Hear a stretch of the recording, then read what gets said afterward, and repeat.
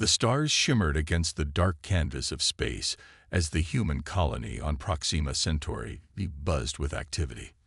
The colony had been established just 3 years ago, the first deep space settlement for humanity beyond the solar system. Today was special. Today, they would meet aliens for the first time.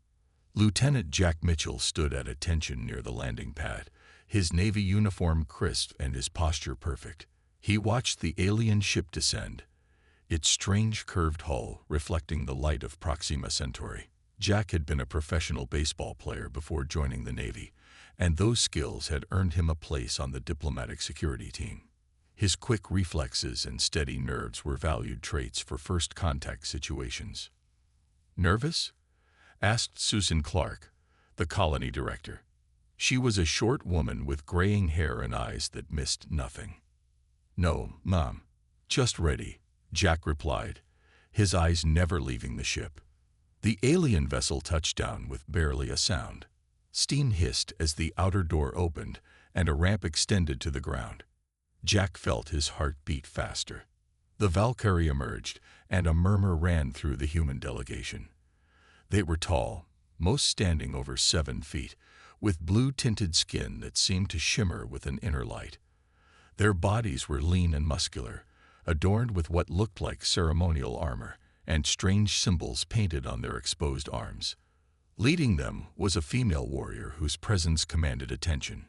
She wore more elaborate armor than the others, with symbols Jack couldn't understand etched into the metal. Her head was shaved on the sides with a strip of white-blue hair running down the center. Battle scars marked her face, adding to her fierce appearance rather than detracting from it.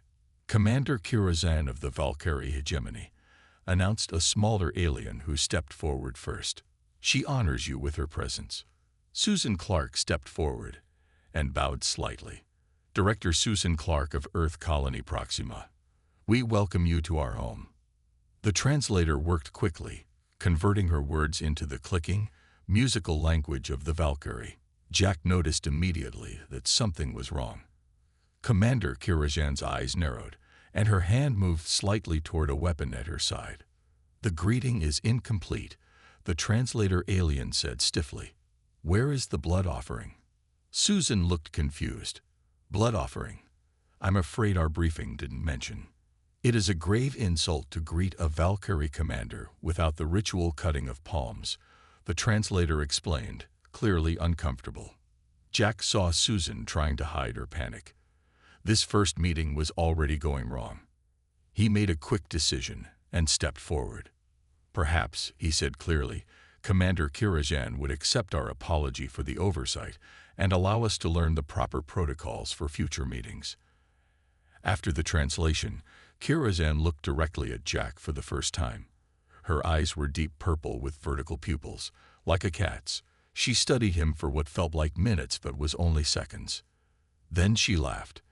It was an unexpected sound, almost musical. "The human male speaks wisely," she said through the translator. "We will forgive the oversight this once." The tension broke, and both delegations moved toward the colony's main building for the formal reception. As they walked, Jack felt Kirazan's eyes on him. When he glanced at her, her expression was unreadable, but intense. During the reception, Jack remained vigilant, watching the interactions between the species. The Valkyrie seemed to respect strength and directness, showing little patience for the diplomatic niceties that humans valued. He caught Kirazan looking at him several more times. Once, when their eyes met, she made a gesture with her hand that he didn't understand. It might have been a challenge or an acknowledgement. He couldn't tell which. One thing was certain. These aliens operated by very different rules. And as Jack watched Commander Kirazan efficiently silence a colony scientist with just a look, he realized that learning those rules quickly might be the difference between peace and disaster. 3 days of talks had passed, and the air in the colony felt heavy with tension. The Valkyrie delegation became more irritated with each meeting. Commander Kirazan's patience visibly thinned as humans explained their customs, laws, and desire for peaceful trade. Jack stood guard during these meetings, watching as Kirajan's fingers often tapped against the ceremonial blade at her hip. During meal breaks, the Valkyrie ate only food they brought from their ship, refusing human offerings. They viewed each human custom with barely hidden disdain. On the afternoon of the third day, Director Susan Clark suggested a demonstration of Earth combat techniques as a gesture of respect for the warrior culture of the Valkyrie. The colony's security team had prepared a display of various fighting styles. "Perhaps this will help them understand us better," Susan whispered to Jack as they entered the training area. They seemed to value strength above all else.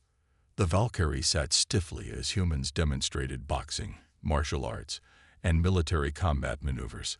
Commander Kirajan watched with narrowed eyes, her expression growing darker with each demonstration. Finally, she stood up abruptly, silencing the room. "Is this how humans prove their worth?"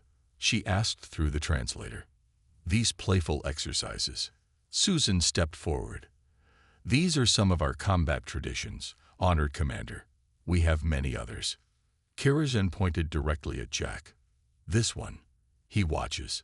He does not fight. Is he afraid?" All eyes turned to Jack. He kept his face neutral as he replied, "I am security for this meeting, Commander. My duty is to observe." Kirajan made a sound that might have been a laugh. "I challenge you, human. A proper test of skill." The room fell silent. The translator looked alarmed, quickly speaking to Susan in a low voice. "Lieutenant Mitchell," Susan called, her voice tight with worry. "A word, please." Jack followed her to the corner of the room where Alan Peterson, the colony's xenanthropologist, waited with a concerned expression. "She's issued a ritual challenge," Alan explained quickly. "According to what little we know about Valkyrie customs, this is extremely serious. If you refuse, she will consider all humans unworthy of respect or diplomatic relations." "What kind of challenge?" Jack asked. "Ritual combat with ceremonial weapons," Alan said. "The translator says it's a test of reflexes and courage." Susan looked pale. "We can't force you to do this, Lieutenant, but our relationship with the Valkyrie may depend on it." Jack looked back at Kirajan. She stood tall and confident, her eyes fixed on him with what seemed like a mixture of challenge and curiosity. "I'll do it," he said simply. The challenge was set for the next morning. That night, Jack received a crash course on Valkyrie combat traditions from Alan and the translator.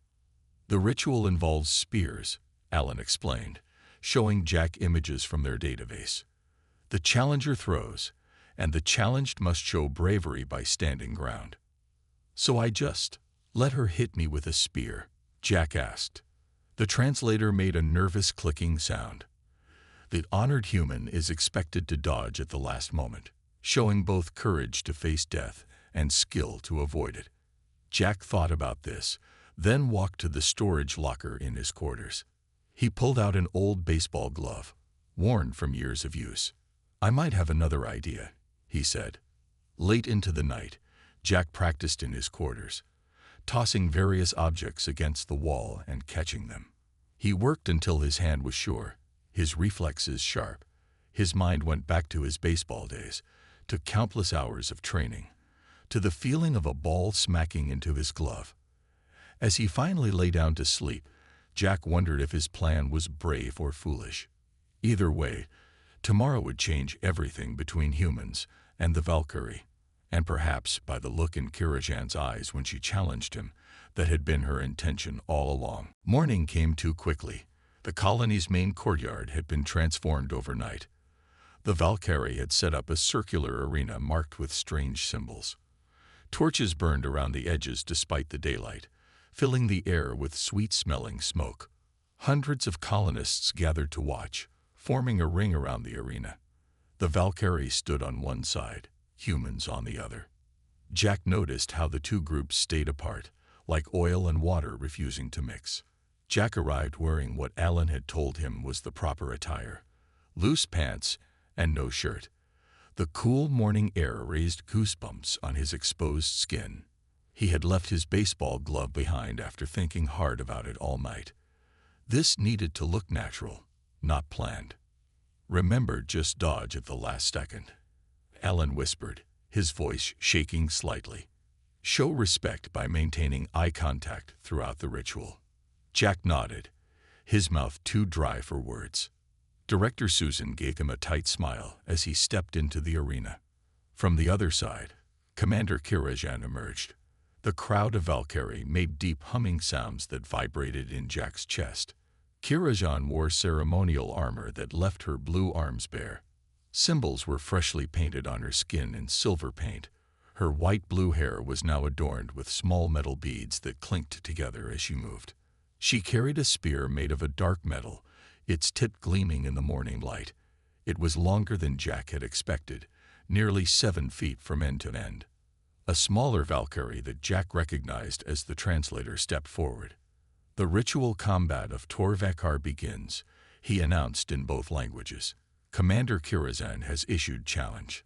Lieutenant Jack Mitchell has accepted. By the ancient ways, let truth and skill be shown. Kirazan began to move in a slow circle. Jack mirrored her, keeping the distance between them equal. Her purple eyes never left his face. Then she began to chant, her voice deep and melodic. The other Valkyrie joined in, creating a sound that made Jack's skin tingle. The chanting grew louder. Kirajan raised the spear above her head with both hands, still moving in the circle. Jack watched her carefully, his body tense but ready. He called upon years of baseball training, preparing his muscles for quick reaction. Without warning, the chanting stopped. In the sudden silence, Kirajan moved with blinding speed. She threw the spear directly at Jack's chest with incredible force. Time seemed to slow down for Jack. He saw the spear spinning through the air, its tip aimed straight at his heart. Instinct took over. Instead of dodging as instructed, Jack's hand shot out. He caught the spear. One-handed, just a foot from his chest, Jack caught the spear like he had caught thousands of baseballs throughout his life. The impact stung his palm, but his grip was firm. Complete silence fell over the arena. No one moved. No one spoke. The Valkyrie stared with wide eyes and open mouths. The humans seemed equally shocked. Kirajan stood frozen, her arms still extended from the throw. Her expression changed from confidence to disbelief, then to something Jack couldn't read. Jack held the spear, unsure what to do next. Nobody had told him what happened if he caught it. He took a step forward, thinking to return the weapon. As he moved, Kirazan suddenly dropped to one knee. She bowed her head and placed both fists on the ground before her. The other Valkyrie immediately began shouting and gesturing wildly. Some followed their commander's example and knelt. Others pointed at Jack and made threatening motions. Arguments broke out among them, their language too fast for the translators to keep up. "What's happening?" Jack asked, still holding the spear. "What did I do?" Alan rushed into the arena, his face pale with shock. "Jack," he said in a strained voice, "I think you just did something unexpected." Chaos erupted around the arena. The Valkyrie warriors shouted at each other in their clicking language. Some gestured angrily toward Jack, while others seemed to be arguing with those who had knelt. Jack stood in the center, still holding the spear, completely confused. "Alan, what's going on?" Alan grabbed Jack's arm and pulled him closer as Director Susan rushed to join them. "The translator is trying to explain, but it's complicated," Alan said, his voice shaking with excitement and worry. "By catching the spear, you've triggered something in their culture." Kirajan remained on one knee, head bowed, not moving despite the chaos around her. A tall Valkyrie warrior pushed through the crowd and stood over her, shouting. He wore armor similar to hers, but with fewer markings.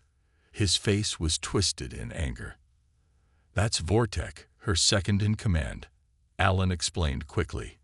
"He's demanding she stand up."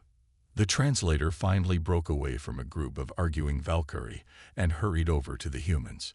His normally blue skin had turned a pale gray. "Honored humans," he said, his voice higher than usual. A great event has happened, one not seen in many cycles of our world. What event? Susan demanded.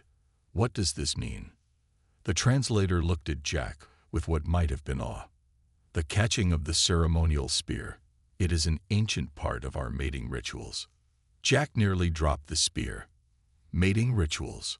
In the oldest traditions, when a Valkyrie warrior chooses a worthy mate, they throw the challenge spear. The translator explained quickly. If the chosen one catches it, they prove themselves worthy and the bond is sealed by ancient law. Susan's diplomatic face slipped for just a moment, showing shock before she regained control. Are you saying that Commander Kirazan and Lieutenant Mitchell are now married? Bound is our word, the translator said. Not exactly your marriage, but similar, more permanent. Jack stared at Kirazan, who still hadn't moved from her kneeling position. But that's ridiculous. It was an accident. I didn't know what catching the spear meant. Intention does not matter in the ritual, the translator said. Only action. Vortex suddenly stormed over to them, his height making him tower over the humans. He spoke rapidly, his words sharp and angry. He says this cannot be valid, the translator interpreted. A human cannot be bound to a Valkyrie commander, especially not one of royal blood like Kirazan. He demands the ritual be declared void. Susan stepped forward, ever the diplomat. Perhaps we can discuss this calmly. There must be a way to resolve the misunderstanding without. There is no misunderstanding, came a new voice. Kirazan had finally risen and approached them. Up close, Jack could see faint patterns in her blue skin, like subtle scales catching the light. The human caught my spear. The law is absolute. Vortex spoke again, gesturing at Jack with obvious disgust. He says humans are trying to trick us, the translator said nervously. That you knew our customs and planned this to create political advantage. Jack shook his head. That's not true. I just reacted on instinct. Kirazan's purple eyes studied Jack carefully. The human speaks truth. I see it. She turned to Vortex and spoke several sharp words that made him step back. Susan seized the moment. Commander, perhaps we can find a diplomatic solution that respects your traditions while acknowledging this was unintentional. Kirazan regarded Susan coolly. There is no diplomatic solution to this. The ritual is older than our written history. She looked back at Jack. By our most sacred laws, this human and I are now bound for life. And if I refuse? Jack asked. The translator made a strange choking sound.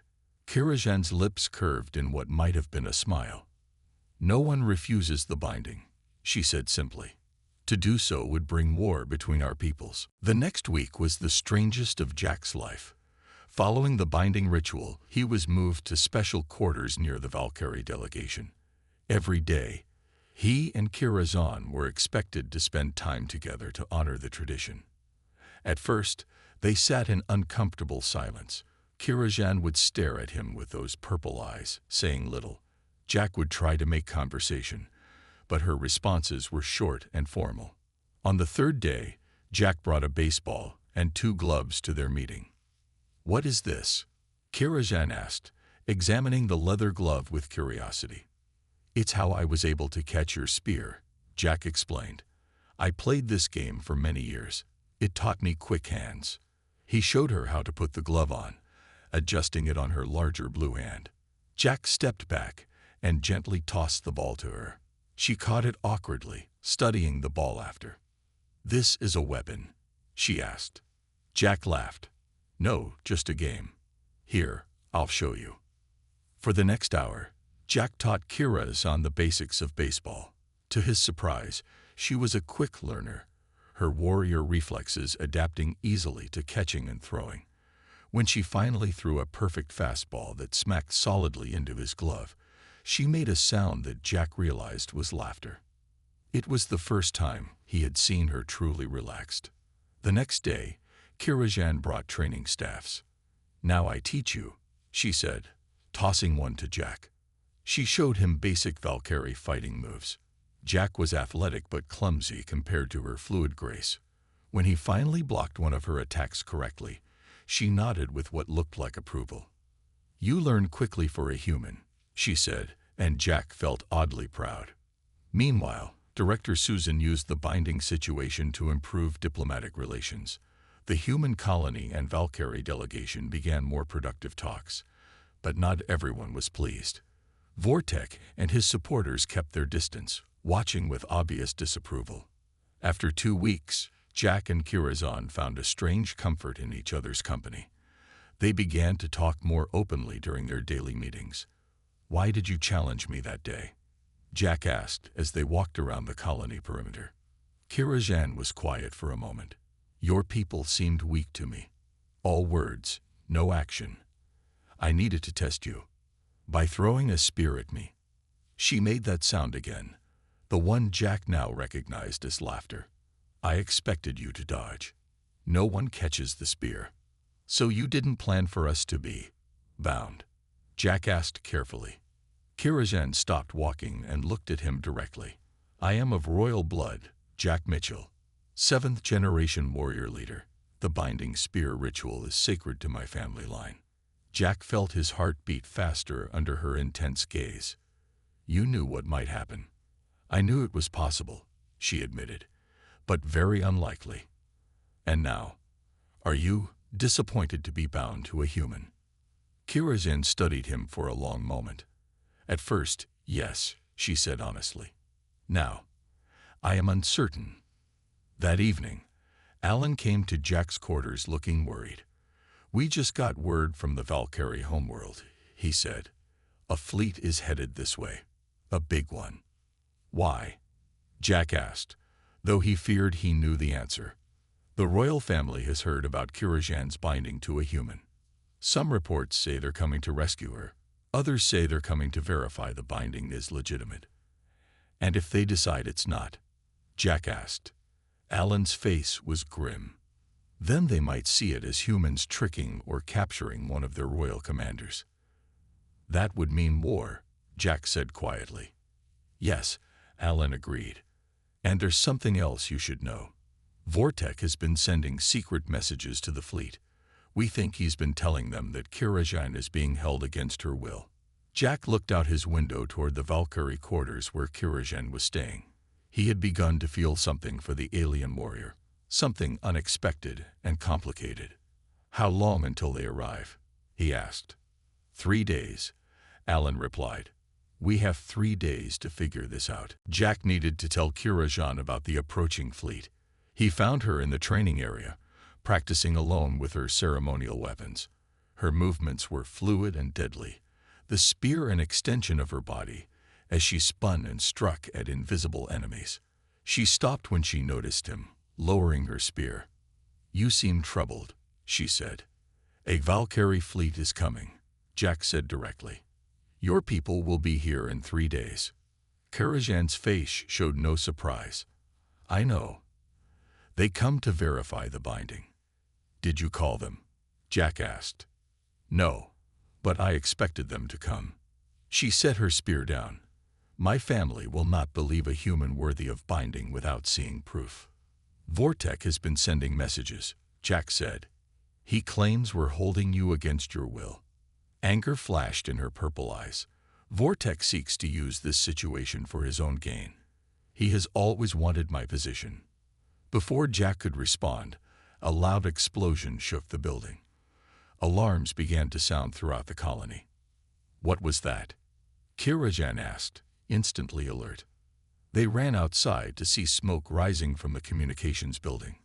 Colony security forces were rushing toward it. Then Jack saw a group of Valkyrie warriors, led by Vortek, moving quickly through the colony, weapons drawn. "He's making his move now," Kirazan said grimly, "before the fleet arrives." "What does he want?" Jack asked as they took cover behind a building. "To rescue me and kill you," she said.